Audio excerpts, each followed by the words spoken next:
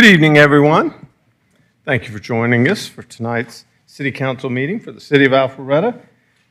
City Council meeting and public hearing of July 15th, 2024. And note for the record, all members of council are present and accounted for, except for Councilman Hypes, who will not be able to join us this evening. And as always, we begin our meetings with the Pledge of Allegiance. So if you're willing and able, please stand and join us.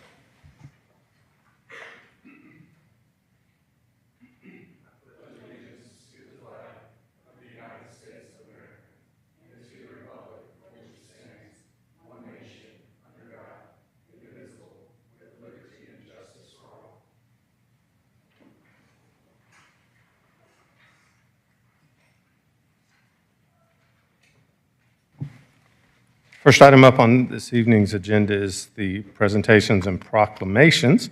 This evening we'll be discussing the Wacky World sponsor recognition. So if Mr. Scott, Mr. Rogers, and the McCabe family, please join me up front. That'd be great.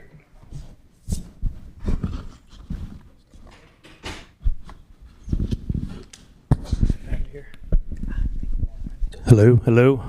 Thank you, Mr. Mayor. Thank you, Council.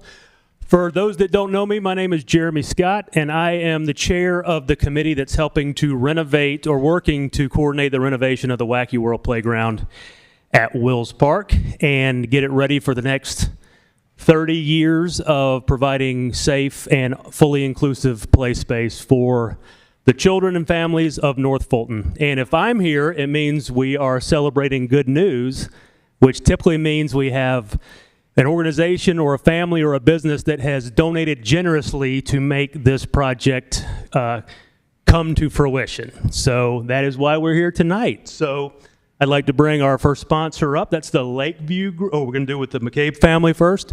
Do we have a representative from the McCabe family here? Fantastic. Thank you so much.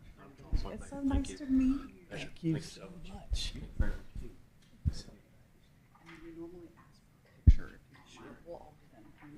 Yeah, get in the middle. All right.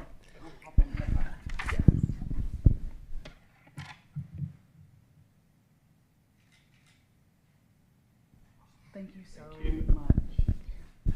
All right, and the next donor we'd like to honor is the Lakeview Group. We've got Bennett from the Lakeview Group. Come on up. So just so y'all know, with the generous donations of families and businesses and organizations, we are at over 80% of our goal. Well, that also includes generous funding stipend from the city as well. We are over 80% of the way to our fundraising goal, which I think is fantastic. And again, want to thank everyone that's contributed, and I want to go ahead and pre-thank the other 20% that are waiting to help us get us over the finish line. So we'll go ahead and get Bennett up here for our picture.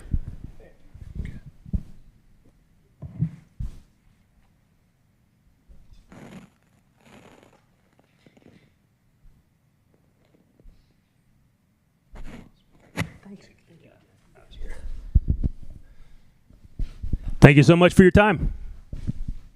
Thank you, Jeremy. Appreciate that.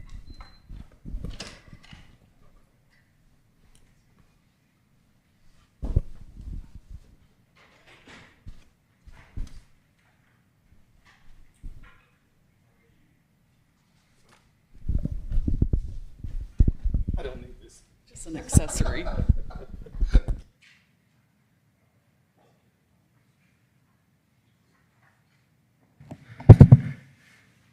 So before we get into the other parts of the agenda this evening, I had a request from our city administrator, Chris Lagerbloom, to defer the item that I know some of you are here about for the Union Hill discussion, item 7B on the printed agenda. Mr. Lagerbloom, would you like to explain? Yes, Mr. Mayor, thank you for that. And in an effort, hopefully, to take action one way or the other on this item so that people aren't here with us tonight unless they just want to and enjoy listening to these other agenda items. We still need a little bit more time from the last time that it was deferred. We've had several conversations post-discussion with the City Council. What we'd like to work on between now and July the 29th is actually to bring you real examples of the types of play sets that could fit our budget at Union Hill Park, and actually, rather than conceptually say we think it could look like this or like that, We think we're near enough with the budget in the park right now to be able to bring you actual examples. So we would seek a deferral until July the 29th so that we can show you those. And I also just learned earlier today, and now it would be even more appropriate, that our Parks Liaison was unable to join us tonight. So if we could defer that discussion until July the 29th, I'd appreciate it. Does anyone have any objection to the deferral? Thank you, sir. If somebody would just make a motion to defer to July 29th, that we could actually take that vote, we'll dispose of this item for tonight and move on. Do I need to ask for public comment first? Since it's being postponed, I think you can move forward with the postponement. Okay. Do we have a motion? Yes, sir, Mr. Mayor, make a motion to defer the present item until July 29th. I'll second that. I have a motion by Mayor Pro Tem Merkel and a second by Councilman Mitchell, and that was to defer the item 7B regarding the deferral of the Union Hill. Motion was to defer until July 29th, you say? Yes, sir. Thank you. Any discussion on the item? Councilman Mitchell. Thank you. I did just have, I had several folks call me about this. And the first request was that when we make a change to one of the parks that have been voted on in the bond, that because it was so heavily discussed, that we would bring that back to a public hearing prior to making a plan for it without it being part of the public discussion again. And the second was a question about the skate park itself. It appears to be that it's smaller than what's there now, and they want to have an explanation coming up in 2 weeks on that. If it is smaller, and if so, what does it have that's more advantageous? So, thank you. Any other discussion? All those in favor of the motion to defer, as outlined in the motion by Mayor Pro Tem Merkel, please vote yes. Otherwise, vote no. And it does pass unanimously, so that item will be taken up on July 29th.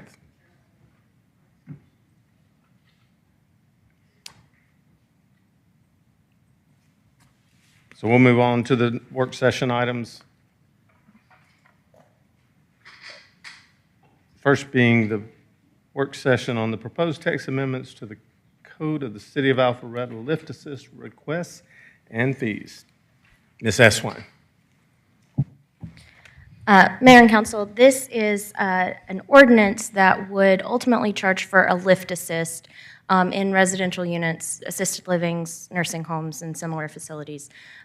This is ultimately, and I'll let Chief Robinson explain a little bit more about the background on this, but ultimately the emergency services via the fire department are responding pretty frequently to requests for lift assist, and that would be something that, and as we've defined in the ordinance, is when there's no emergent medical need for assistance, no medical services really needed, but when someone needs to be helped back into a more stable position. They've fallen out of the bed, or they need to be moved from one point in their home or somewhere in the assisted living to another.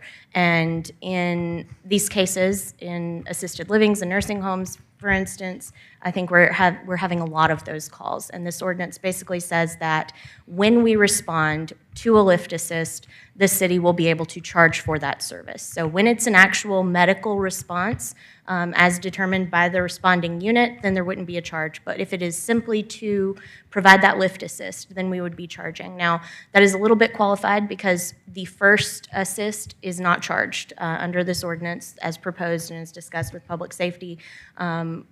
Because it applies both to residential units and assisted livings, you want to provide basically a free pass for the first one, but it's the repeated calls, as I understand it from public safety, that are a problem. And so for the second or subsequent lift assist requests, there would be a fee incurred, basically because we've got fire personnel that are out doing these lift assists that are not emergency type calls, and that takes them out of service for responding to other types of calls where they might be needed. And so the intent here is to provide a mechanism to recoup some of those costs. There is an appeal procedure in this proposed ordinance where if someone claims that it wasn't actually a lift assist or there are mitigating factors, then they can appeal to have the fee waived. And otherwise, I think I'll just turn it over to the chief, and if you have any questions otherwise about the drafting of the ordinance, I'd be happy to answer any questions. Thank you Molly. very much. Director Robinson? Thank you, Mayor. Yes, this has been an ongoing issue for years, honestly, since I've been here in 17. I know this has been one of the issues we've been dealing with, but we've seen it exponentially increase over the last few years, especially. In just the scenario you can imagine, again, I'm not painting with a broad brush. Different locations have different issues sometimes, but ultimately you can imagine an apparatus rolling out to a call and 3 firemen walking in, and you have 2 or 3 staff members that are standing with a patient that's just had fallen down or gotten out of the chair and fell or whatever and are waiting for us to come pick them up. And so, again, if there's ever, to Molly's point, ever anything medically whatsoever in one of these facilities, we, of course, are going to take action. That's our responsibility to do that. But it's become an egregious issue, and I want to give you some numbers with a cost associated with that. FEMA actually created a fee schedule. So this is produced by FEMA regarding how much it costs every time we roll an apparatus out. Okay, so using those numbers.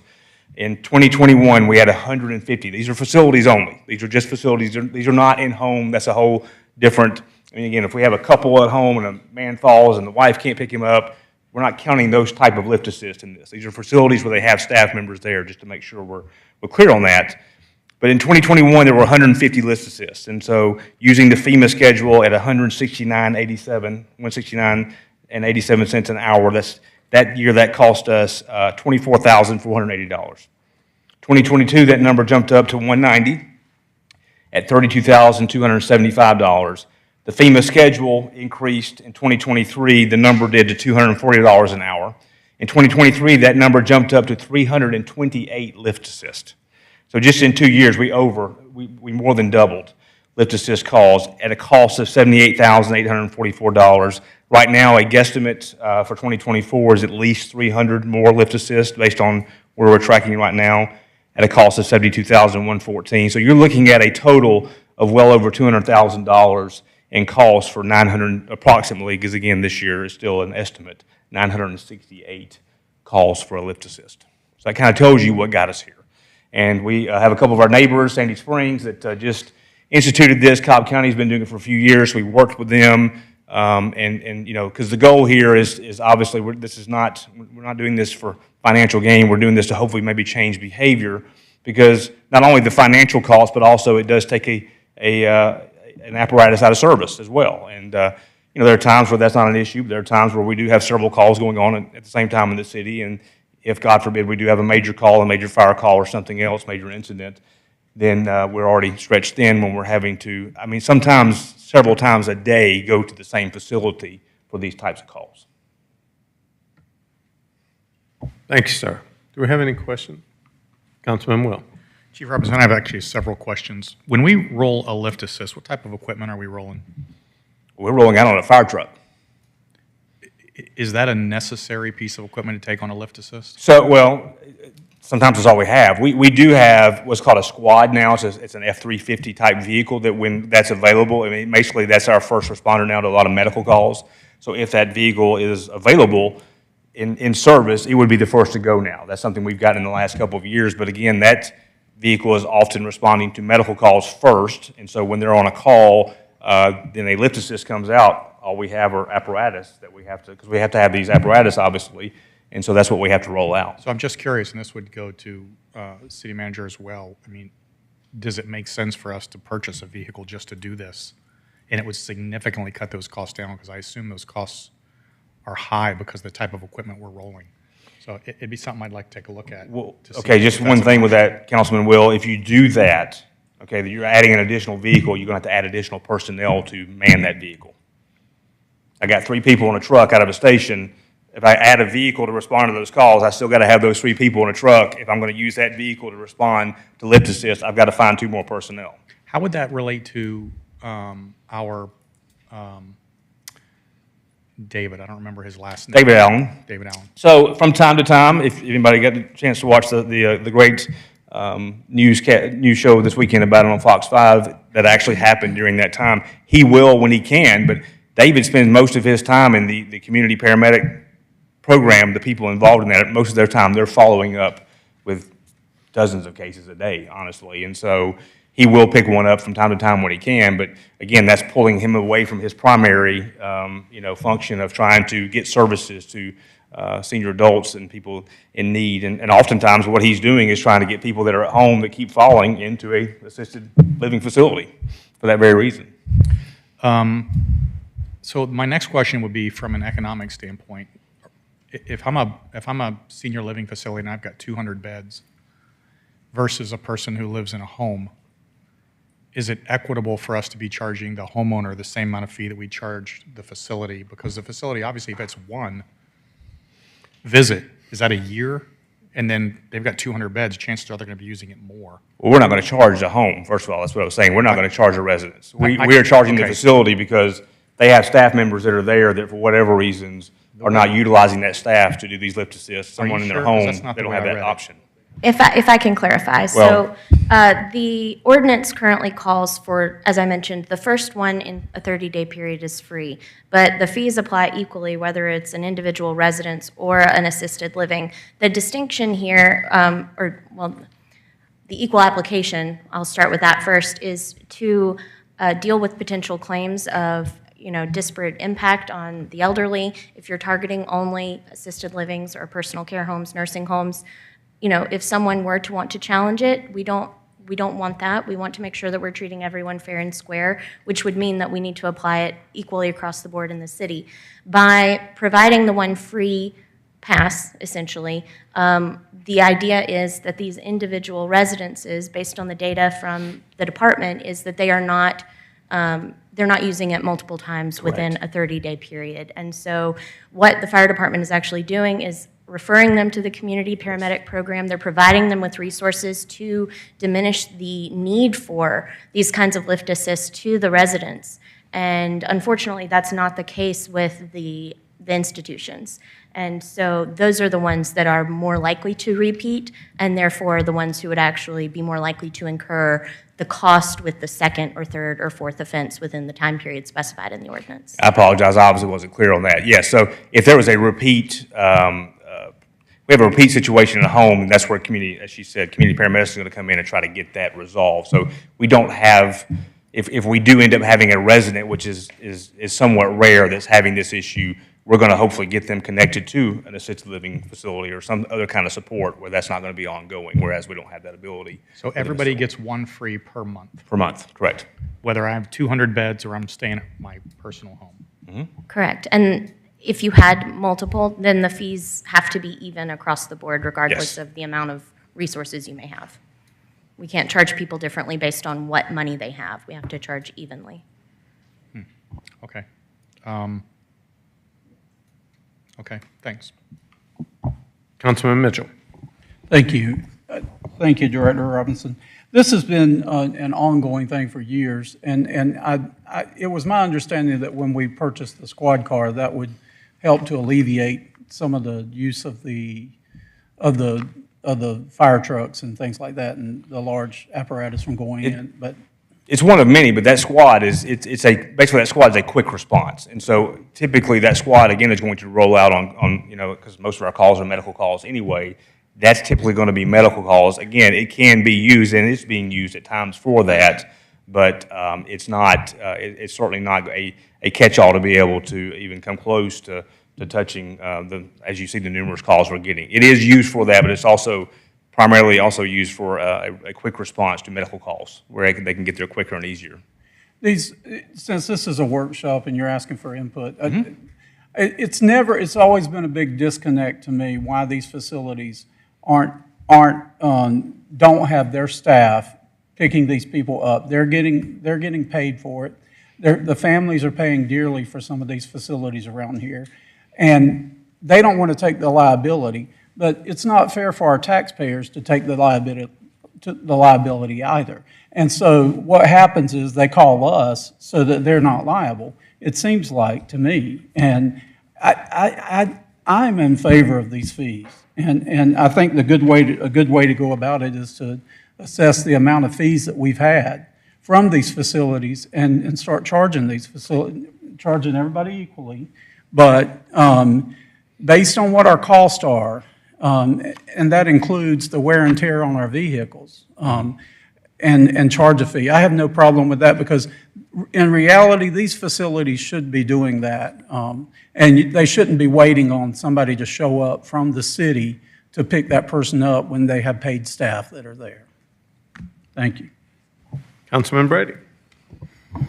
You know, I know we have been talking about this conversation for a while. It's going on there, so just to have a few questions for it. So during this years, have you reached out to the operators or the facilities? Absolutely, yes. On You more than one brought together- occasion, our EMS chief and other staff, there have been ongoing conversations, yes. How many facilities are in Alpharetta that you service? I should know that off the top of my head, and I don't remember what the number is. A lot. I don't remember what the number, a lot, relatively speaking, as far as So our there's about size. 14 assisted living. That's, I was thinking 13, but that's somewhere in that ballpark. 14 Yes. and I maybe apologize, I don't know nursing the exact homes, number. 3 or 4.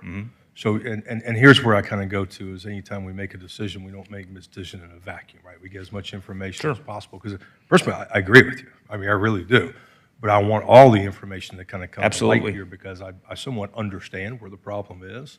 And to kind of shed the light on it, I think it takes a little bit more information and discussion to look at that. So if you take 325 calls that you have into those assists, right? There is obviously a higher level of calls coming from certain facilities That that is have correct. a higher geriatric kind of population or higher acuity level. That basically what you would have is, you know, someone's falling, and then there's needs to be an assessment done, whether it's done from people that are caregivers or not qualified to do that. And yes, there is liability there. It needs to have someone to do that because what happens is an elder will fall, and then there's a potential of a fracture, and any movement of that would cause even greater damage to that person. Right. And there needs to be a medically qualified person there to do that, who happens to be more than likely a public safety official. It's just the way it is, unless you have a doctor on staff or a nurse on staff, which nobody usually does. Then what you usually have is you have a nighttime kind of piece of things. Most of these kind of happen during the night, where there's a limited amount of staff available within these facilities, so they're not staffing appropriately for the calls. And then there's a liability assessment that needs to be done by a medical kind of professional. So there's information there. And I think if you look at all of that, and then you take into the small number of facilities we're talking about, so let's just say less than 20 and 325 calls. And I can give you some information from my side. I know Village Parks, I mean, there are 1 or 2 a month, right? So it is a higher level of acuity, and we have probably the greatest number of units that are out there. And there's always an ability to help public safety in this. We've talked about this, purchasing vehicles, doing all that. I think the community in this level would help.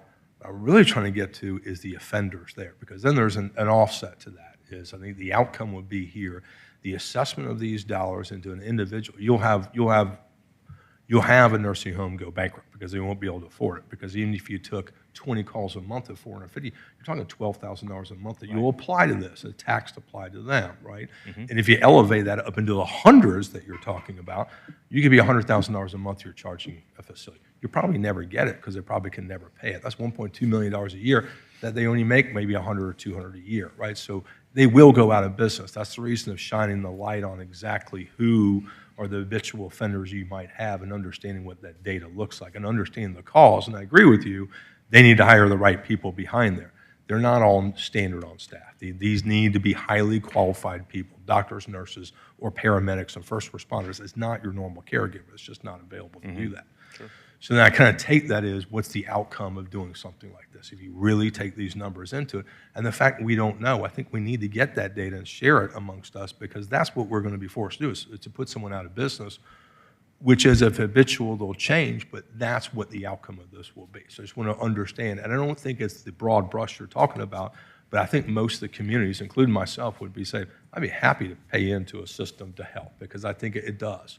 And I think we've had this conversation before to take that into a different kind of perspective is whether that's rolling a truck or whether that's buying a truck for even the city, which I think you would find a group of operators would be willing to do that to assist. And then even if it is a personnel, you still have additional personnel that could be used universally throughout the city also, right? So I think there needs to be a bigger conversation kind of into this than not just, here you go. Let's understand who the offenders are. Let's understand what the impact is. Let's understand kind of what you can get from this. And to be honest with you, I think you need to pull together a group of operators out there that would be willing to buy a truck for the city to do that in these kind of positions. Ones that are probably more successful, that you will get more resources out of a donation than you would the people that wouldn't be a fine. Like I said, I'll probably never pay a fine, but I'll help buy a truck. Right. So let's have that discussion. Let's put a commission together to kind of do something like that, to kind of have a broadened kind of piece to it. I had one other thing. I think I lost my train of thought. While you're about it. just to add to what you are right, there are definitely some habitual offenders in there, 2 or 3 that come to mind immediately. I know, I hear from the fire, and so there are different reasons for why that happens. And I don't know, going back to Molly's point though, having to be equitable across the board, regarding the fees and how we do that. But you are certainly spot on, and our team has been talking to the operators for years, and you get some that say liability, and you get others that have different reasons, but there are certainly some that are, this is more of an issue with than others, no doubt about that. You're 100% So correct. I'm also going to say, I've talked to other operators, and I've never heard anyone say pulling together a commission, because I've actually been asking other operators, and I've asked if they've communicated with the city, except for maybe a quick phone call. I'm talking get together, get a commission, and say, here you go. Gotcha. Here's what it is. Because I think we have a problem. I think you do. I mean, I think these numbers, especially with the numbers that are kind of coming at you, absolutely. But I also think it's very much targeted in there. And the other perspective I was going to kind of share with you, at what point does property taxes in that particular point give this? So I'll give another point of taxes. You say one call per month. And if you take someone's property taxes, right, that are kind of generated, they go into 3 different buckets, right? Well, that's transportation, education, and public safety. If you're talking a congregational home or assisted living, it has a greater number of units, right, 200. So if I pay $500,000 for one location here in Alpharetta, and $65,000 of that goes towards the city of Alpharetta, no educational drain on the city, barely a drain on transportation because none of the residents really drive except for like staff coming on. The only consideration there is for public safety.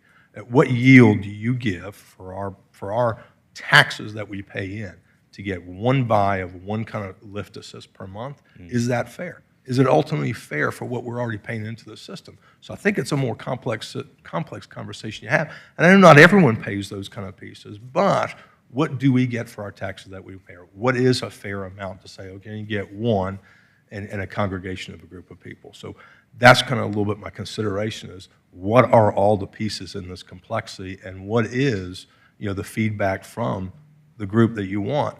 But closing, I will say this, is I think you're absolutely right. I think you need help. I mean, you really do. Resources are big. But I just want to be fair because I think what you'll see is that habitual offenders will not be able to afford this, and you're going to put them out of business. And then where do those people kind of go? Sure. Ultimately. So, cause and effect, just want to make sure we think about that we have all the information, we identify those kind of pieces, and have a little bit more flexibility on just more than one. Because, I mean, we have a system that's there to serve. Let it be there to serve and give folks one chance. Thank you More for than your one feedback. chance. I appreciate that. Thank you. Councilman Dorito. Thank you, Mayor, and thank you, Chief, for bringing this forward in the workshop discussion here. And it's a workshop, and I understand the problem at hand, and it's been going on for years, it sounds like, even before I got back on city council. So, couple of comments. I would tend to think, and I don't have these statistics, but I would think that a lot of the folks that are utilizing these care facilities in our city are either relatives of other residents in the city or moms and dads or whatever. So I'm kind of in line with Councilman Brady when he talks about the taxes that they're paying in these facilities to the city already for property taxes for the services level. I'm also concerned about the disparate treatment of these facilities to individual homeowners and making sure that we're being fair to all taxpayers and applying our services equally across the board. In fact, I would think these facilities pay a higher rate of tax than residential homeowners in the city, which is typically how the tax base is kind of apportioned. So I would like to see statistic when habitual users of this service, what does that mean? I mean, is it one facility? Is it all of them? Is it, when we say habitual, I mean, I'd love to see the statistics of which facilities are actually maybe overutilizing the service or calling upon our public safety all too often. I also would say that, because I used to be a firefighter up in New Jersey, and we would respond to medical calls all the time to facilities like this and nursing homes and things. In a lot of cases, there's certainly the question of liability where the staff may not want to touch someone if they fall out of their bed or trip in the hallway or on the stairs, whatever, because they don't want to move them in case there is an injury that they can't see. And so you do need a medical professional to come and assess the situation. And so I think there's confusion, or there would be confusion in the definition of a lift assist versus an actual medical call, because I think there'd be a case in most cases that it probably is a certified medical call, or at least a concern for a medical call that would require our professionals to attend to those needs. The third thing I'd say is, I know when I got back in council, we implemented this community paramedic program about, God, is it 2 years ago now? I think there's 3 professionals assigned to that now under David. We have one full-time, and then we have others that rotate through. How busy are they? Are they like? We could hire 2 more right now, full-time, and keep them all busy. So maybe the great solution program. is to take the success of that program, because it appears to be very successful. For the audience that may not know what we're talking about, is we implemented a program where we have constant calls from certain residents in the community for good reason, where they're an invalid and maybe fell out of their bed, or they live by themselves and they feel like they can't get to a place in their home or whatever. They feel like they may be injured, and so they'll call a lot because they rely upon the city services to, in effect, be that safety net for them. And so we started this program so that they're not impacting true emergency calls that require our professionals to attend to maybe higher level emergencies, to use these people to not only help them, but then check on them daily, weekly, depending upon the circumstances. Right. And it seems like a very highly successful program, which mitigates the impact on our public safety professionals who need to be ready to attend to much more serious situations. And so maybe one thought would be, we expand that program. We have a vehicle that does that, to kind of follow up on what Councilman Brady talked about these facilities chipping in for a vehicle. My concern there is, they'll chip in for a vehicle, then we have to maintain it, we have to provide personnel on it.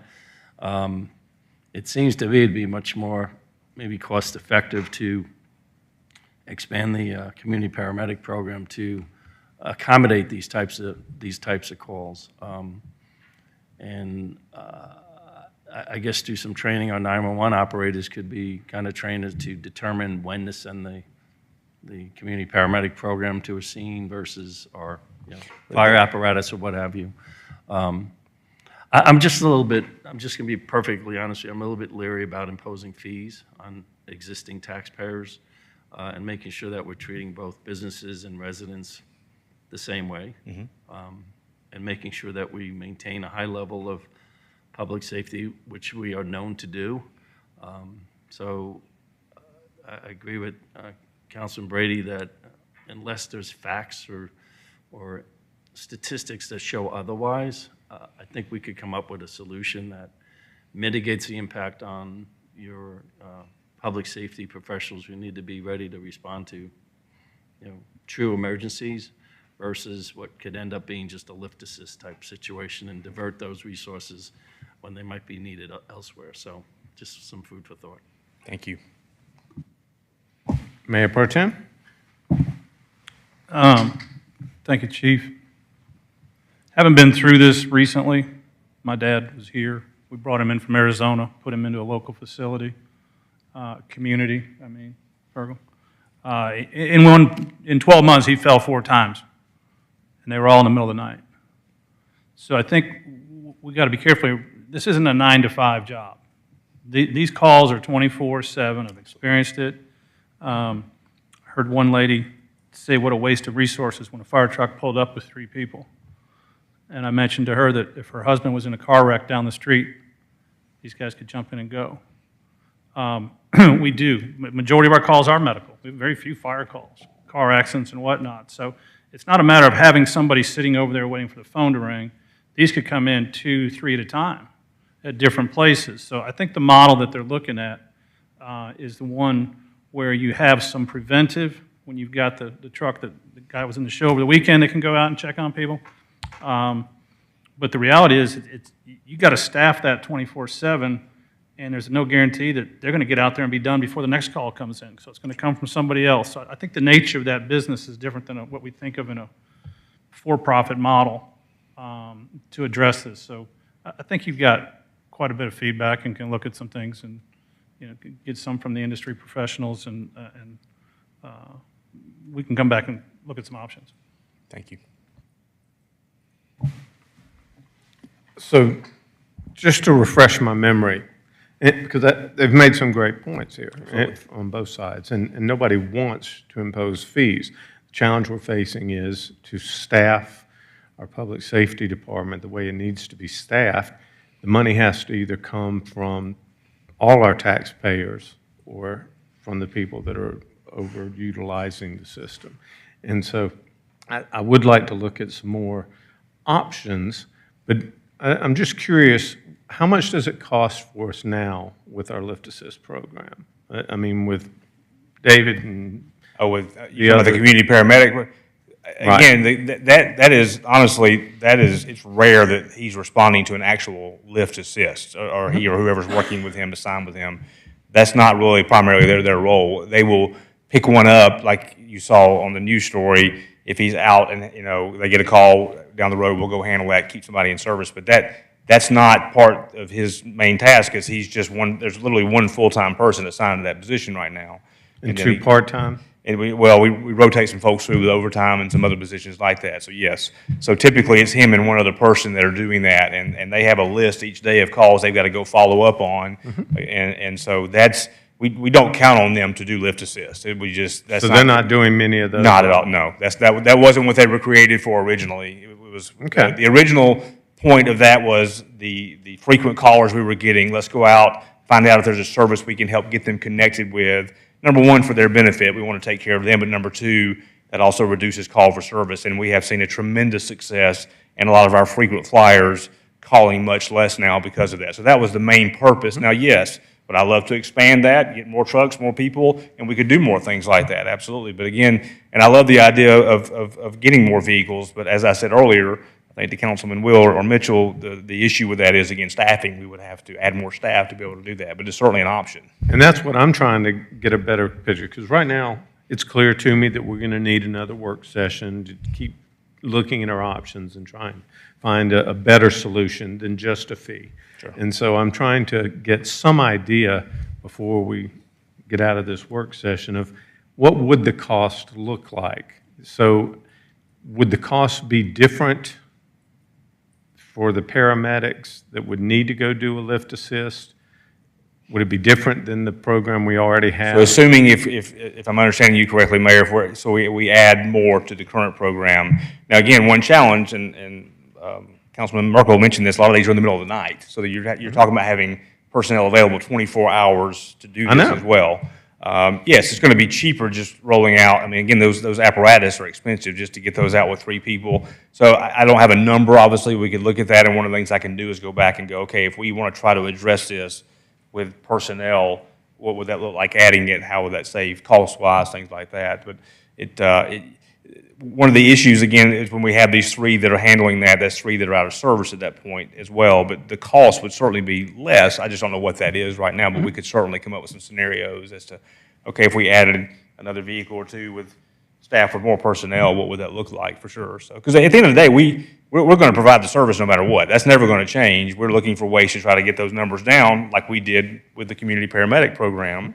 And again, that's been a tremendous asset for the community, which is the most important part, but it is also helping us as we continue to get stretched thin. The city's getting busier and busier with medical calls, fire calls, whatever. So we have more work and, with current staff. And so we've tried to just figure out some creative ways to address this. And honestly, this is not that we do what other people do, but we have researched this, and nationally, this is a fairly common approach to doing it. Doesn't mean it's the best one.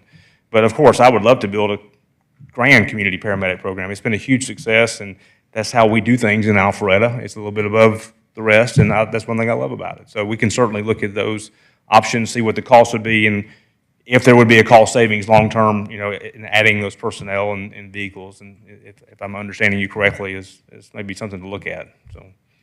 Or whatever other That's an options. option we should explore. I mean, based on the conversation we're having here, if we can be creative in finding the most efficient way to serve these residents and these businesses without negatively impacting the service to the rest of the community Right. and the cost to our general taxpayers. I think that's the key to what we're trying to find. And so I would recommend, if you can just have your team brainstorm a little bit. Okay, so what does that look like? Do you need 3 people regardless of the vehicle? Right. Because You need a minimum, some I can of tell these- you, you gotta have 2, because you would have to have 2 people. That's the minimum. I would you think need. so. Right. So we'll start with that. So it's a minimum of 2 that have to be available 24 hours. Correct. And that's in addition to Correct. the staffing of all the fire trucks and all the emergency vehicles. Okay, so if y'all can just Okay.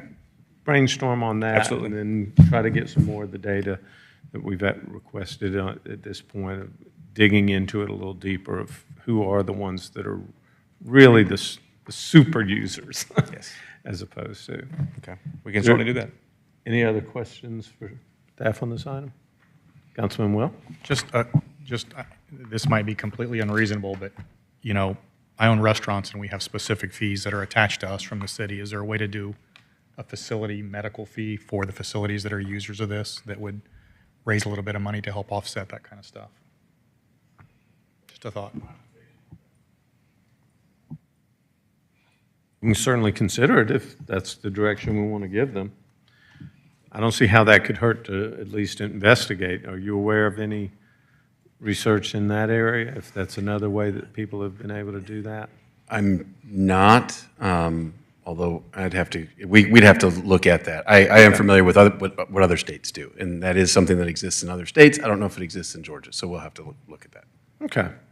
So I'll just ask Director Robinson, you and your team look at the most efficient options that you can think of and ask our leadership team to see if there's not other options that we just haven't considered at this point.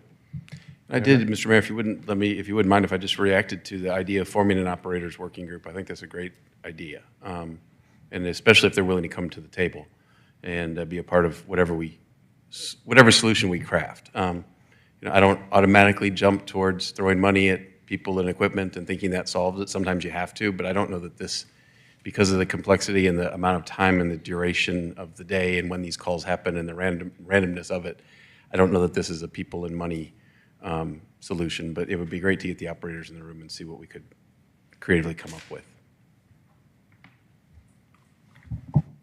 If there's no other questions or no other feedback, thank you very much. We're making progress. Eventually, we'll figure a way. Thank you for that. So the next work session item will be the text amendments for the short-term rentals. Ms. Eswine?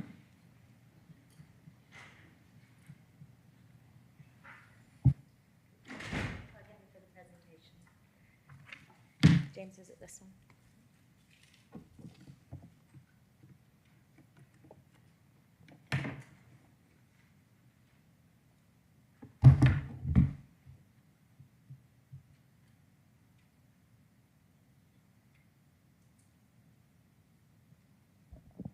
All right, well, I'll just stay right here. I don't get to address y'all from here much. So if you all recall, we discussed short-term rentals in the fall of last year, and that include a proposed UDC amendment as well as an ordinance. And since that time, the Community Development Department and I've looked at this a little bit further, and so tonight I've got maybe some updated proposals. Kathy's obviously here to help me with this, so I'm going to get going and we can address that. So just as a jumping off point, I wanted to go ahead and let you know that Community Development's been working with researching how many short-term rentals are out there already in the city.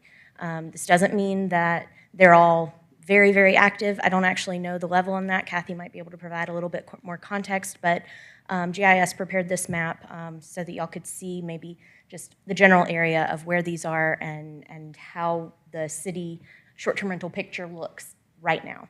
So we've got 89 currently in the city. So the prior proposal was two-pronged, as I mentioned. The first was the UDC amendment, and just as a jumping off point, Kathy had proposed to designate short-term rentals as a conditional use in the agricultural district. And so that would mean that before anybody did anything, they would have to come before you requesting a conditional use permit. We had drafted some additional criteria for you to consider in addition to the criteria that ordinarily attaches to a conditional use permit, things like the number of bedrooms, the capacity of the parking lot, things like that, which could inform conditions that you might set on a property. Now, that wouldn't apply to grandfathered properties, but that's a more complicated issue. But anybody moving forward wanting to operate, that was the proposal. But that CUP would only be eligible in the agricultural zoning districts. That was the proposal then. And then that was paired with a permitting ordinance, a regulatory framework for someone to actually operate. So similar to how with alcohol, you have to have your base zoning that is commercial in nature that allows for you to operate a business that is going to have either maybe a liquor store or a restaurant that serves alcohol for consumption on the premises. You also have to get your business license and your alcohol ordinance permitting scheme. And so it was two-pronged like that. You would have to get your conditional use permit, but you would also have to apply for and obtain a license, and that would regulate some of the nitty-gritty details of how these short-term rentals operate. So after that meeting in the fall, there was a stakeholder meeting held in council chambers where members from the community came and talked to just city staff and me, I was there, about their concerns. And so the feedback was provided both by short-term rental owners and operators as well as individuals who just live and work and play in the city of Alpharetta. So the owners and operators voiced concern, obviously, with regulation generally, but that was, some threw out, oh, well, maybe we cap the number of rentals that an individual can have. Maybe we say only one per person. So if you're a company or a person, regardless, you can only operate one short-term rental. They expressed concern with that. And they also expressed concern with the limitation of allowing short-term rentals only in the agricultural districts because we don't have that many of those properties in the city. Apart from that, the residents who spoke both sides spoke pretty consistently with the regulatory ordinance, but from the land use component, the residents expressed concern with the character of the neighborhoods. They want to know that where they live is a community, that they know their neighbors, that when they're walking their dog, they're not meeting a strange dog every day, that they have that sense of community within the city, and they wanted to make sure that they retained that. So that was the concern by the citizens overwhelmingly. Now, obviously, there were other comments on either side, but that was the majority and my takeaway of what that was. And so in discussing that further with Kathy, she actually went out and was looking at other models, things that could address maybe those concerns of the residents that we heard from during that stakeholder meeting, also taking into account y'all's feedback. And so what Kathy has proposed and what we're seeking feedback on as the primary part of today's presentation is the revision to the UDC, where instead of limiting short-term rentals to the agricultural district, it allows it by right in all residential districts, but imposes a cap of no more than 5% of units within platted subdivisions to where only 5% can have short-term rentals. So if you had a very small subdivision, you would automatically get a minimum of one. Somebody is going to be able to use it for short-term rental up to 5%, so whichever is greater. And then in addition to that, continue with the operational regulatory framework in the short-term rental permitting ordinance. Obviously, the jumping off point within the UDC is to define it. This definition has not changed. Basically, a short-term rental is when you're operating it for transient guests to stay for periods of less than 30 days. And then add some housekeeping things so that it doesn't overlap with any other definitions like bed and breakfast in the code. So the UDC revisions, again, it would identify short-term rental as a permitted use within all residential districts, and then provide for a cap on the number of rentals in platted subdivisions. So one short-term rental per subdivision or 5% of the total number of residential lots, whichever is greater. And then variances to that cap, what we would propose if someone, say we're in a subdivision where there's already 5% of the units rented and they want to short-term rent. That's a numeric standard that they could seek a variance to. What we would propose is that if you want them to even be allowed to seek a variance, and you could say no variances, period, the end, would be for that to trigger a hearing before you rather than going to the Zoning Appeals Board. So just some additional information on this. So residential units in the city, residential properties that we were able to identify, there's 295 of them that are not in a subdivision. So 295, that wouldn't have any rental percentage, no cap there. Obviously, I don't think all of them are going to use it as short-term rental, but that would be the total number of possibilities as we've identified it at this point. And then staff has identified 6 subdivisions that currently exceed the proposed 5% rental cap. So this is a mapping of the subdivisions and the short-term rentals within those, and the first 6 you can see. The Village Green subdivision actually has 13.5% of the units being used for short-term rentals.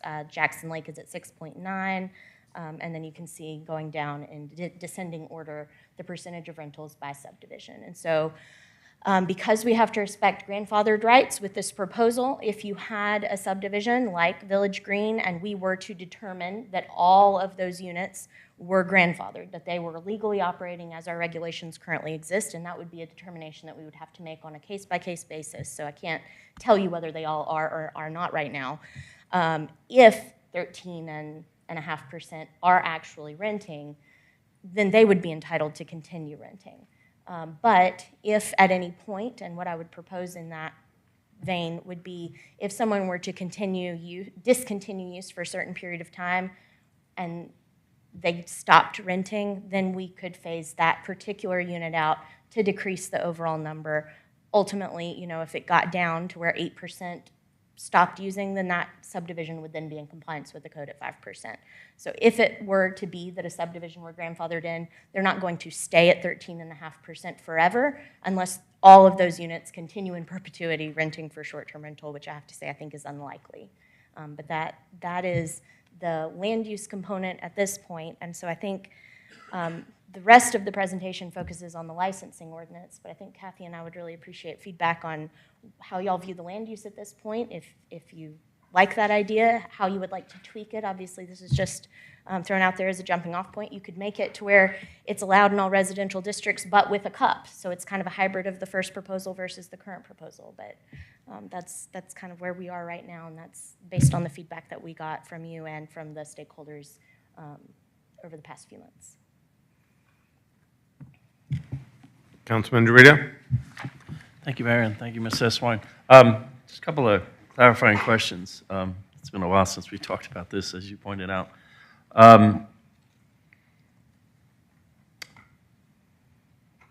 The reason why we're looking at this is because there's currently no regulations around short-term rentals in Alpharetta, right? That's correct. There's nothing to stop people from basically doing it with any sort of requirements and licensing and all that stuff. The other question I had is the short-term rental information, the listing that you're showing right now, and the percentages by the subdivisions. Where did this information come from? I'm going to defer to Kathy on that, but I believe it was our GIS.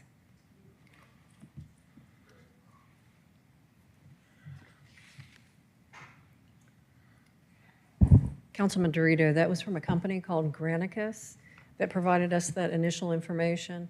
And so we went through and looked at the 314 existing platted subdivisions, and we found that 6 exceeded the 5%. Now, if we go forward with the ordinance and the regulations, we will have to verify each one of those. Okay. Some of them are pretty easy to identify, but we would have to go through that process to make sure that they are accurate. On the topic of the 5% limitation by each plat within each subdivision, many covenances on these subdivisions, at least even maybe more of the newer ones than the older ones, have a 10% rental cap, meaning 10% of the homes can only be rented. So how does that play into, and obviously they're over 30 days rental, they're normal leases, right? How does that play into the 5%? Would they also, if the HOA decides they don't want to provide for short-term rentals in their HOA because they've met the rental cap of the 10% of the 30 days and over rentals, can they pretty much stop someone from having a short-term rental that is under that 5% cap within their subdivision? So I would have to look at the specific language on the conditions that were imposed on each subdivision, but obviously we're not going to trump anything that an HOA wants. If an HOA has covenants that prohibit short-term rental or cap it at 1%, that would be the stricter requirement, and that would definitely control. I know that based on the language in some of the covenants, you could easily say, okay, well, short-term rental is encapsulated by that language, and so they might be able to rent 10% of units, but 5% of that is allocated, they could use for short-term rental. But having the 10% in their covenants wouldn't mean that they then get to short-term rent 10% of the units. Because the short-term rental too, I mean, that's a shorter time period. So it would be up to, as the city attorney stated, the HOA or the POA covenants. Because that's also one of the requirements, is that you would have to provide the proof that it's permitted by the HOA or the POA in order to receive the license. I've looked at like short-term rentals around the country. It's a problem. I mean, it's a growing problem because, especially now, people can't afford to buy homes, and there's reasons for short-term rentals for people that have become very transient with jobs moving and everything. There are communities around the country, particularly in Florida, and our city administrator might be able to speak to this since he was the city administrator for Fort Lauderdale, where they're limiting, they're pretty much limiting rentals to 30 days or more to, in effect, stop short-term rentals from coming into their communities. And I'm wondering, my personal opinion is I'm not opposed to short-term rentals in Alpharetta. We're not like a tourist place with a beach and everything where you're going to have a bigger problem with this. So managing that is important. I think the 5% is probably a reasonable percentage from your research. But I throw out the thought of,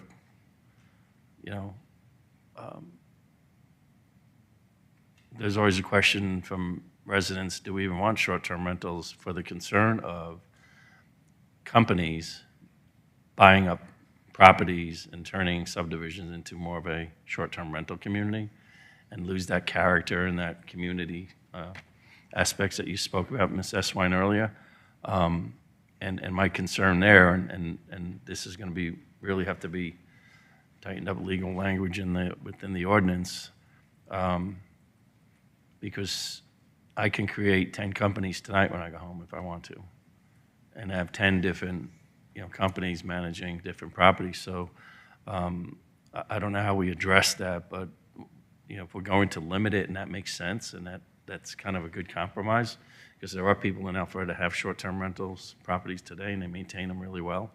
I just want to make sure that we don't create a loophole where particularly companies come and attack Alpharetta and start accumulating properties under different entities to be able to meet the requirements of the ordinance to have that short-term rental. So I just throw that out there as making sure that whatever provision we end up considering and maybe voting for, that we make sure that we're addressing that and putting some walls around that so that can't occur. Those are really good comments, and a lot of the comments that we heard when we had the public meeting last year, we had over 40 people comment, and the majority talked about what they didn't want is a lot of short-term rentals within their neighborhood. So that's why we proposed and looked at the maximum of 5%, because then you wouldn't have, an entire neighborhood that had a large majority of the homes that were being used for short-term rentals. You can also look at regulations that restricted to, I think it was Brookhaven that used this. You could only have a maximum of 180 rental days per year for a short-term rental. But we wanted to make sure that, in general, the council was okay with where we were moving forward with the maximum of 5%, and then work through those details of what the other regulations would be in order to obtain license. Yeah, I was at that public forum that I think Mr. Drink had led, and it was a really informative hearing on both sides. And both sides had really good arguments for having short-term rentals, and they were willing to be licensed and make sure they have the proper notifications for safety reasons on the door and minimum capacities and all that stuff, and parking and all that stuff. And then the other side was, we're not really wanting short-term rentals. It erodes the character of our communities, and I certainly understand that as well. So I think we can get to a common place that makes sense and retains the character of our communities, but at the same time, mitigates or mitigates the ability of particularly corporations to come in and take up a lot of properties and turn them into short-term rentals. And just to clarify, what Ms. Cook has proposed, the 5% rental cap in subdivisions, would prevent a workaround by creating 10 companies. It's not based on the number of short-term rentals a particular entity owns. It's based on the number of periods. So it could all be, the 5% in one subdivision could be by the same owner or multiple, but it doesn't matter because the cap is based on the subdivision itself rather than the user or operator. Thank you, Ms. Esselstyn, Ms. Cook. Councilman Will. Ms. Cook, how many houses do we have in Alpharetta? 26,000, a little over 26,000. 26,000. And that's including rental units as well as. And we've for got sale. 89 short-term rentals. So I guess when I look at stuff like this, I always ask the question, what problem are we trying to solve for? We've got 89 out of 25,000. That doesn't seem like a problem. And I feel like sometimes we jump into creating legislation where 3 or 4 or 5 people have complained, and now we're going to change the entire city ordinance base because of a couple things that aren't really a problem. And so that's one of my first challenges. Now, I will tell you that I love the parameters upon which you've changed this from the first one. So if this thing's going to go forward, I think this is a much better way to do it. I'm just questioning whether it needs to be done or if we're just doing something. And then my final thought would be is if we are, is there a simpler approach to just saying, listen, we already have a 10% rental cap, why don't we just make a long-term and short-term? That way we don't have to do anything except add the short-term nomenclature into the ordinance we've already got and not create a whole new bureaucracy of filling out forms and applying and doing all this kind of stuff. So those are my three points. Well, the short term is different from a long term. Of course, a long term can be a rental, like an apartment building, and it requires a different zoning, but you can also have a home that's been built for sale that you can rent long term, but it's usually a maximum of 10%. So there is different uses for long term and short term. The reason for the licensing requirements, because if you are collecting fees, this is a business, so there should be a business license requirement for this, and there should be a hotel tax paid. Because we have, over 30 hotels, there should be the same type of tax that's paid if you are renting these rooms for short term. The reason that I recommend that you go forward with some type of the regulation, especially the maximum 5%, is because the majority of comments we are hearing is people do not want to see their whole neighborhood move into a short-term rental product. And when we did our research, we did find that the majority of the short-term rentals are within walking distance to downtown.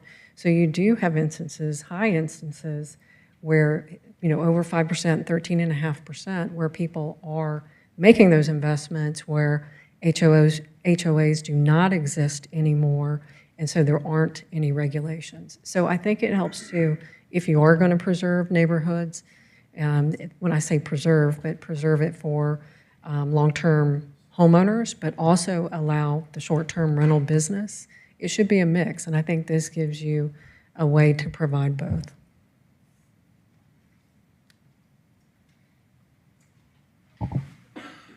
Councilman Brady? I'm actually surprised looking at some of these. I think I know a couple of subdivisions that don't even allow short-term rentals that are on here. noticed 'Cause that. I know I've read their covenants, and there's Yes. 2 on here for that. I wonder if they even know there's ones going on. To the problems, I mean, and be honest, was just compliance. Right? I'm actually surprised looking at this. I know Milton had a problem with several of these, that they had folks, right? I mean, this is kind of the idea, where's the problem? The idea is one of our neighbors, communities, cities, they had issues where they had big parties at night and had huge people coming in, and there was a big disturbance, and it ended up being really, really bad. They had a few of those, so it can go bad really fast. My biggest concern is if you're putting on any restrictions on this, who ultimately has control? Because I just want to make sure the HOAs or the associations have the control no matter what. That if we put in application of 5% and someone that wants to have a short-term rental doesn't go against their HOA and says, hey, hold on, the city said this and that must overrule you. I just want to make sure who is the governing body no matter what, and that always stays with the HOA. So if that group of that community or that subdivision does not want it, it's their right to say no, no matter what the city says. That their covenants stand as the priority, I guess, of the governing piece. So that to me is the most important. So there's no loophole, no argument coming back on it. Right. We apply something that creates an issue, and next thing you know, someone's getting away with it. So that's all I just had to say, is make sure who has the most control. The regulatory ordinance as drafted requires that. So it provides that the more restrictive controls and requires as part of the application process that if you're in a subdivision that you provide a certification from the HOA or the covenants showing that you're authorized to rent within that. And then the city would otherwise be tracking the 5% of units that are licensed appropriately under the code.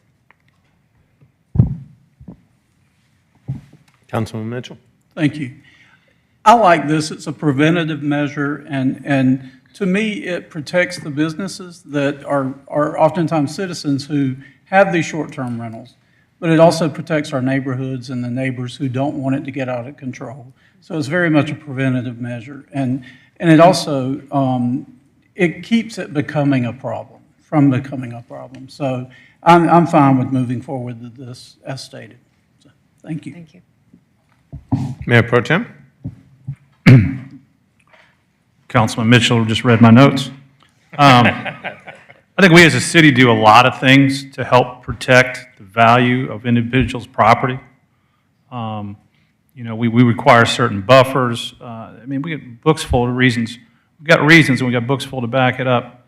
And for that reason, I'm definitely in support of it. And to Councilman Will's point, it's not a problem yet, but I think if this, as we see it nationally, growing, when it does become a problem, I don't know legally how we reel it back. So I think we're getting ahead of the game for a reason, get out in front of it. We're not eliminating it. We're just trying to make sure that the house next door to you in your neighborhood doesn't become the go-to weekend bachelorette party. And you don't have to look very far on the internet to find situations where that has become the case and they're stuck. And then all of a sudden, the next door neighbor can't sell if they would even want to. So I think there's some regulations. There's going to be some abuse, and there's going to be some inconvenience, and some people are going to get stuck next to that bachelorette party or bachelor party. I don't pick on the girls. So I'm very much in favor of the way this is set up, and I appreciate it, Kath. Thank you. And Molly. So I do appreciate the time y'all spent refining it to this point. I mean, it's been a complicated issue to address, certainly understandable. I mean, it's people's homes, their neighborhoods, and their investment properties. To address some of why Councilman Will says we're having this conversation, I just want to make sure people understand why at least I'm interested in having this conversation. Because we have a lot of pressure on us as a local municipality, especially in Alpharetta now, where we are highly attractive to new residents. And spoke to a new resident just a little while before this meeting, and they were saying that, yeah, you know, affording a house as a young professional in Alpharetta is not all that cheap as it used to be. And part of that problem is because we're relatively a small geographic area of 27 square miles. And we've got a lot of people here, but we don't have a lot of undeveloped properties and things like that. And so as there is pressure on us to provide more affordable housing, one of the problems I see with the short-term rentals specifically is they're not residential properties. They're commercial properties. They're dispersed in neighborhoods, and they're next door to residential properties. But every one of these homes is a home that was zoned and built to be a residential property, whether it's leased long-term or owned by a family or an investor. And so the challenge is all of those have been removed as housing stock that are affordable housing. And the more that it is created, if we don't regulate it, not only does it impact the actual hotels and businesses that are already being, you know, you talk about restrictions and guidelines and all the different fire regulations they have to meet. So they're not competing with the hotels on a level playing field. They're not competing with residents on a level playing field because somebody can go and buy one of these houses in one of these subdivisions, and by turning it into a commercial property, basically, they get tax benefits that the neighbors around them don't. They get to write off those things. We don't get depreciation in Academy Park. But if somebody were to do a short-term rental, they can write all those off, all those expenses, all the association fees, all the property taxes. Their neighbors don't get that benefit. And so to me, it's a matter of being thoughtful about making sure residents that are buying a home in a single-family home subdivision are surrounded by other like properties. And I don't think that's too much to ask. And I don't think anything that's been proposed tonight is extreme. I think it's reasonable. My only concern really is the ones that are in unplanted. You know, if you have 295 that are not restricted at all, then it could become an issue. But it hasn't yet. I think what you're proposing is something I could live with. I do think we absolutely need licensing, and we absolutely need specific clauses for disturbances and, you know, being able to contact these people, have these owners that can be reached in emergencies, and all the things that we've heard discussed before that allow us to protect the neighbors around them, whether they're owning their homes or renting or whatever. So that's why I'm interested in having this discussion. I think we've gotten a long way on this so far. I don't know that we're quite there yet, but we're much closer, much like with the lift assist. I think we're on the right track. I think we're pretty close. Maybe another bite at the apple will get it right. Good. We'll work on additional details. Yes. Okay. Do y'all want to hear about the regulatory ordinance, or is what y'all have discussed satisfactory for y'all tonight? I think we can get the actual drafts before you for the next work session for you to authorize going to public hearing based on what I've heard. Go ahead and get it. No, not tonight, but when they've got it ready, we can individually read it, and then we come back with individual questions, so you don't have to explain something that somebody already understands. Right. I'm good with that. Would be my recommendation. Yeah, because, I mean, the zoning was, The main question main that was left question tonight. outstanding. Okay. Good. Thank you very much. Thank you. Appreciate it.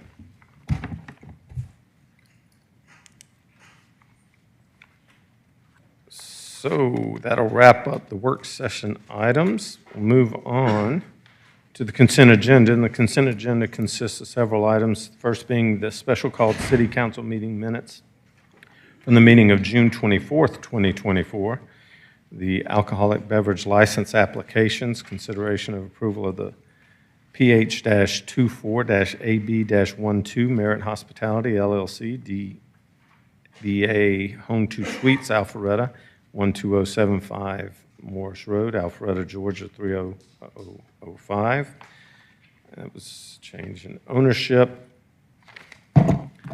Next item is PH-24-AB-13 Chow One North Point, LLC DBA Chow One Korean Steakhouse, 950 North Point Drive, Alpharetta, Georgia 30022.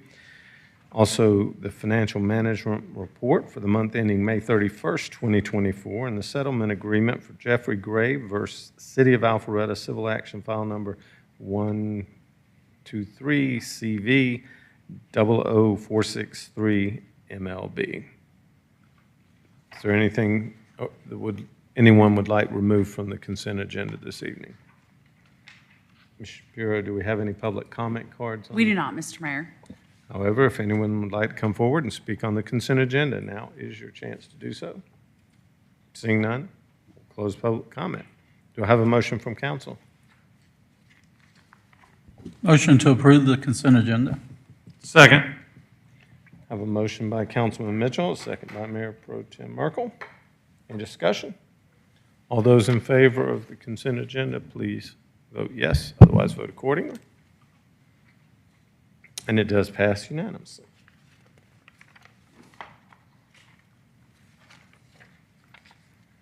Next item up on the agenda is old business, and first item is the request for proposals 24-118, Pool and Fountain Maintenance Services. Director Rogers, you have the floor. Thank you, Mr. Mayor. Good evening, council. I'm here tonight seeking approval to award a contract to DC Pool Service for pool and fountain maintenance services for a 5-year period. This contract includes the maintenance for the Wills Park competition pool, leisure pool, splash pad, the town green water feature, 2 fountains in the formal garden, the Lazy River and Brook Street Park, the fountain at Maddox Park, and the fountains at North Main Street Pocket Park, Canton Street Pocket Park, and Roswell Street Pocket Park. We received 3 proposals.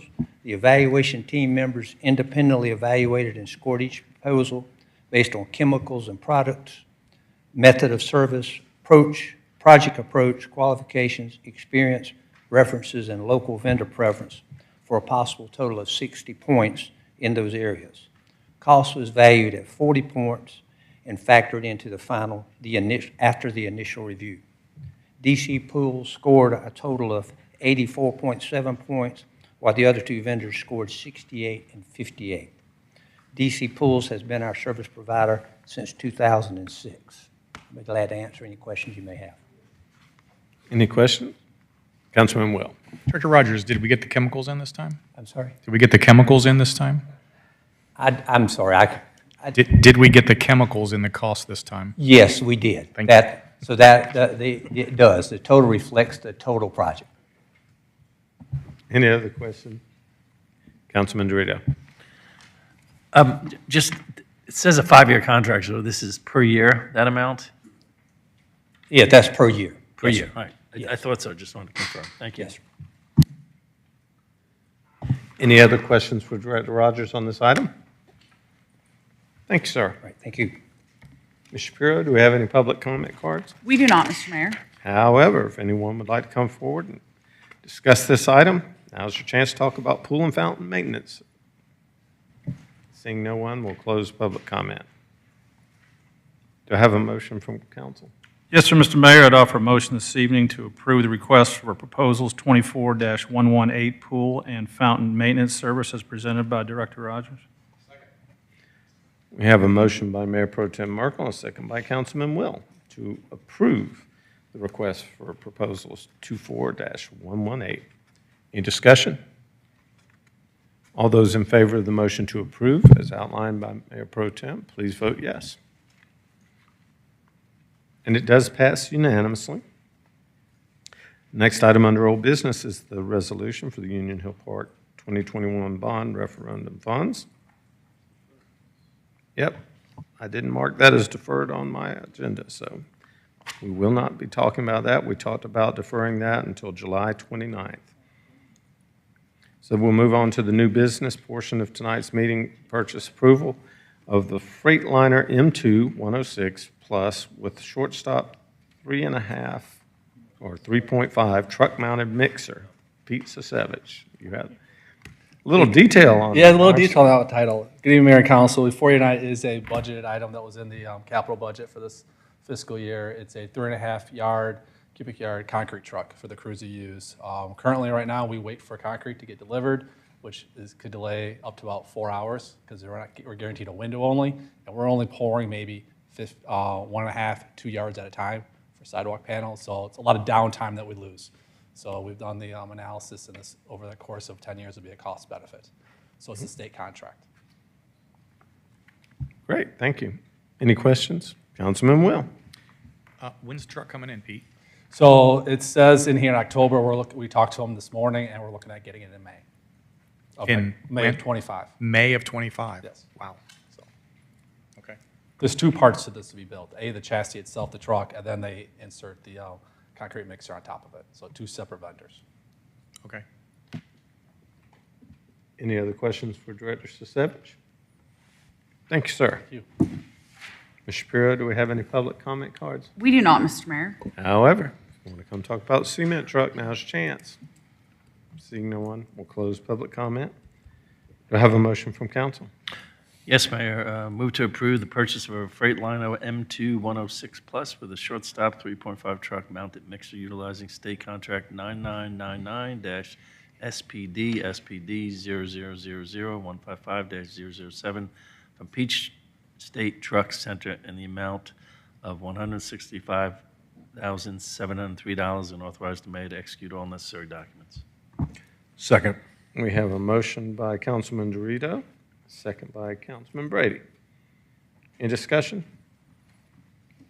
All those in favor of the item, please vote yes, otherwise vote accordingly.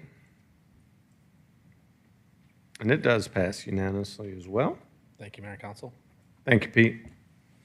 Next item is the invitation to bid, 24-1004, Cummings Street Pedestrian Bridge Design. Yes, as part of the T-Splosh 2 projects of Cummings Street Sidewalk Extension, we have to traverse a creek. And part of that, we're doing a pedestrian bridge. So we went out for our RFQ. Moffett Nickel was the highest rated firm. Then we shortlisted 3 firms in total, and Moffett Nickel is also the lowest costing firm as well. So we're looking to have a design done within about 6 months. Great, thank you. Any questions? Director Sasevich? Councilman Brady? What is your forecast for this project cost? Right around $1 million for the construction. Okay. And that's based off of the Windward Parkway, 4 pedestrian bridges coming in just under $4 million. And the design service includes engineering, design, surveying, all those critical pieces necessary? Correct. Yes. Great. Thanks so much. Any other questions? Ms. Shapiro, do we have any public comment cards? We do not, Mr. Mayor. However, if you want to come speak on this item, now's your chance. Seeing no one, will close public comment. Do I have a motion from council? Yes, Mayor. Move to approve the contract award of invitation to bid 24-1004 to Moffett and Nicole for the performance of the Cummings Street Pedestrian Bridge Design Services Project, the amount not to exceed $143,600, and authorize the mayor to execute all necessary documents. Second. We have a motion by Councilman Dorito, second by Councilman Brady. Any discussion? Thanks for moving forward on it, Pete. All those in favor of the item, please vote yes, otherwise vote accordingly. And the item does pass unanimously. Thank you, Mayor and Council. Thank you, Pete.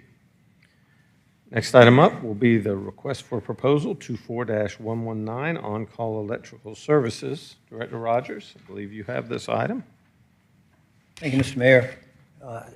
Tonight, we're seeking approval to award a contract to Mir Electric for the on-call electrical services for the City of Alpharetta special events for a 5-year period. The electrical needs for the following events are covered under this contract: the Mayor's Corporate Challenge, Taste of Alpharetta, Season of Celebration, Holiday Decor, Street Fest Art Festival, Wire and Wood Songwriter Festival, 2 Brew Moon Fest, Food Truck Alley, and the Brook Street Concert Series. 2 bids were received. The evaluation team members independently evaluated and scored each proposal based on statement of qualifications, experience, references, technical proposal, project approach, method of providing services, and local vendor preference for a total of 60 points in that area. Cost was valued at 40 points. Mir scored a total of 77.9, while the other vendor scored 61.83. Therefore, we're recommending approval of the contract for Mir Electric. Be glad to answer any questions you may have.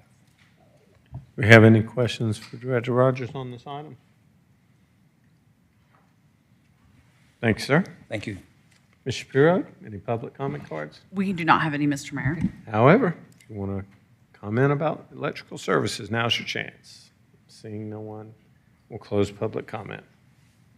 Do I have a motion from council? Yes, sir, Mr. Mayor, I'd offer a motion to approve the request for proposal 24-119 on-call electrical services to Mir Electric for 5 years. Second. I have a motion by Mayor Pro Tem Merkel, a second by Councilman Dorito, to approve the item as outlined in the RFP proposal, and the motion by Mayor Pro Tem. Any discussion? All those in favor, please vote yes.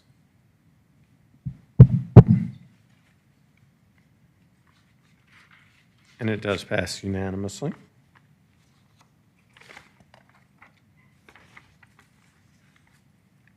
Next item up will be the purchase approval for item A, cybersecurity subscription renewal with Layer 3 Communications. Director Montgomery, you have the floor.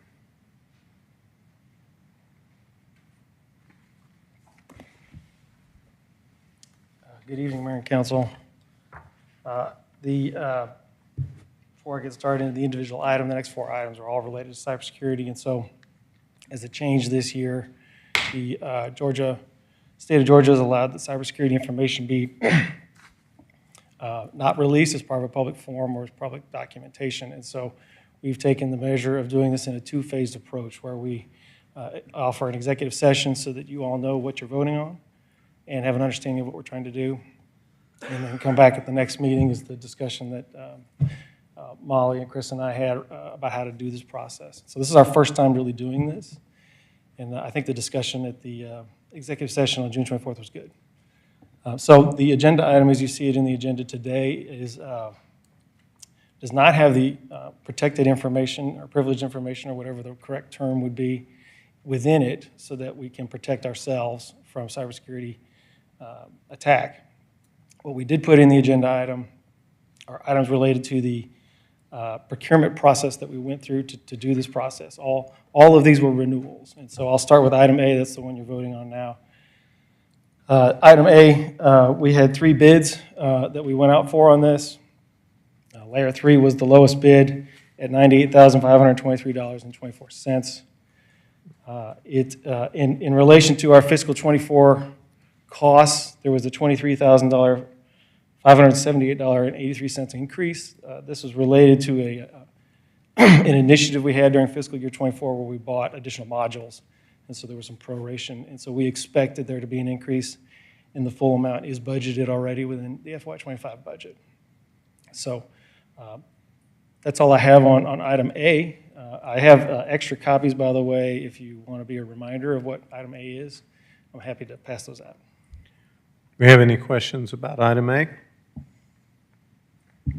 Thank you, Director.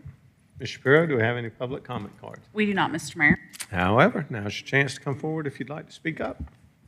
Seeing none, we'll close public comment. Do I have a motion from council? Yes, sir, Mr. Mayor. I'd like to ask the council to approve the security subscription renewal with Layer 3 Communications and in an amount not to exceed $98,523.24, and ask the mayor to execute all necessary documents. We have a motion by Councilman Mitchell. Do we have a second? I have a second by Councilman Will. Any discussion? All those in favor of the item, please vote yes. Otherwise, vote accordingly. And it does pass unanimously. Director Montgomery, now we have item B. Yes, sir. Item B is again a subscription renewal for SHI. Was the lowest bid on this one. Again, 3 bids were asked for. SHI came in at the lowest bid of $62,509.29. I believe, yeah, this was the one that had $11,287 increase over the fiscal year '24.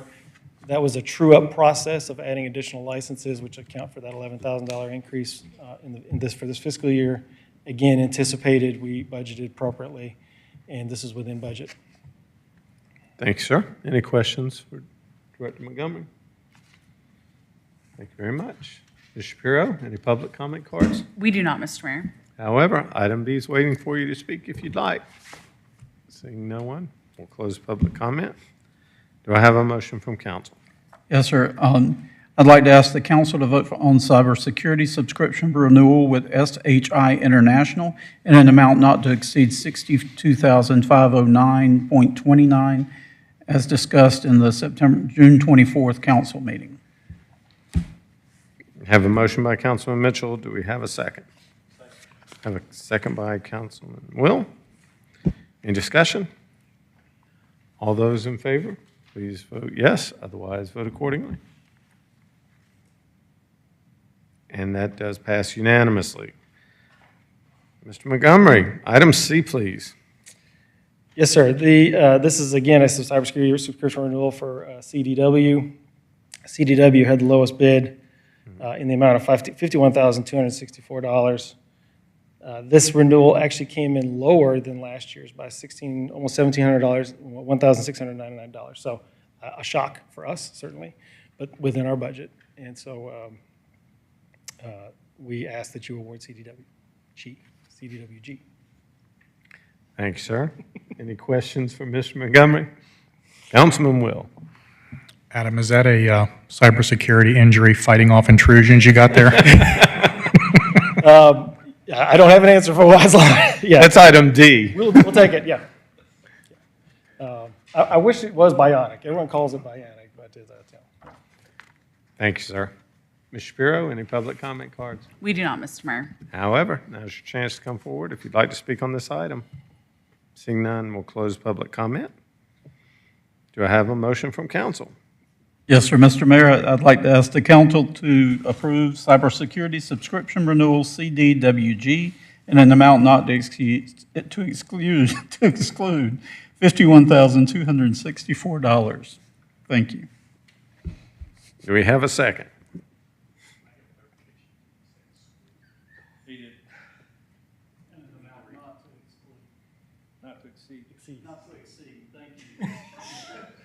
Is that a friendly amendment? Thank you. That was a difficult one.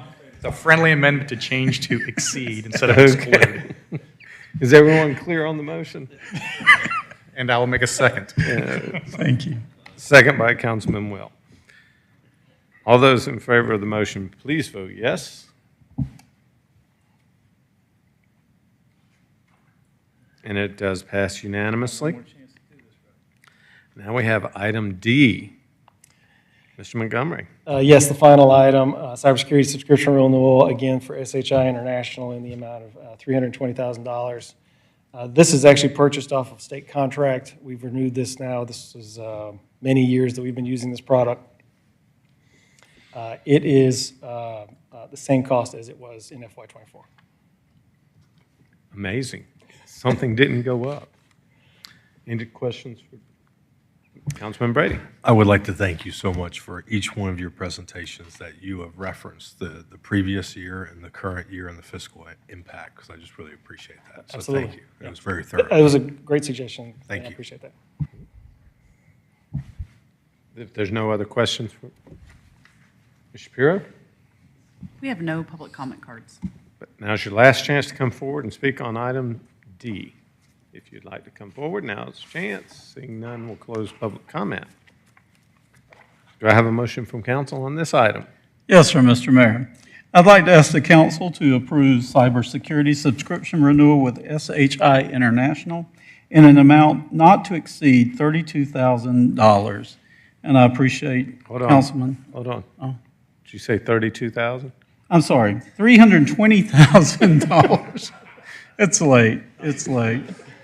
Yes, thank you, $320,000. And I appreciate Councilman Will for backing me up, as he It's does. past 8 Thank you. p.m. You're like President Biden. Stop. Second. So we got a motion by Councilman Mitchell, a second by Councilman Brady. Any discussion? All those in favor? Just a brief, I would like to thank Adam and his staff for thoroughly researching all of this and doing the homework on it for us and the sensitive manner in which you presented it this year. Thank you. All those in favor of the motion to approve item D as outlined in the motion by Councilman Mitchell, please vote yes. Otherwise, vote accordingly. And it does pass unanimously. Thank you, Mayor and Council. Thank you, sir. So that will wrap up a portion of tonight's meeting. We have an opportunity for public comment. If there's anyone here, Ms. Shapiro, do we have any public comment cards? I did have one, but the guest left, so Okay. I have no other cards. However, if anyone would like to come forward, now is your chance.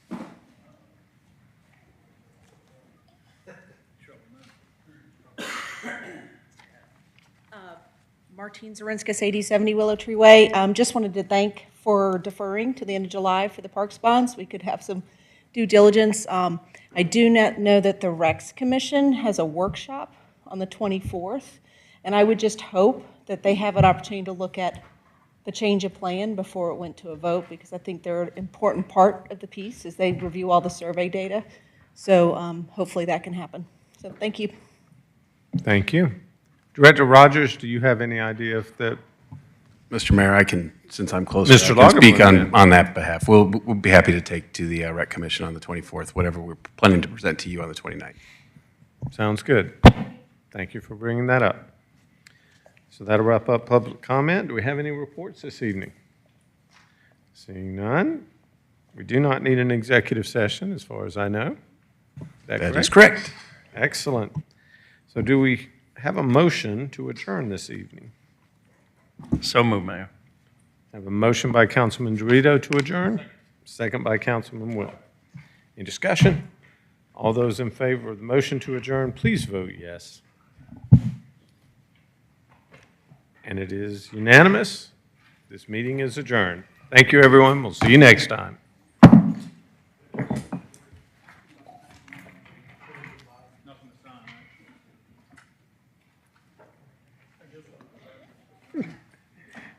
No, but it was funny.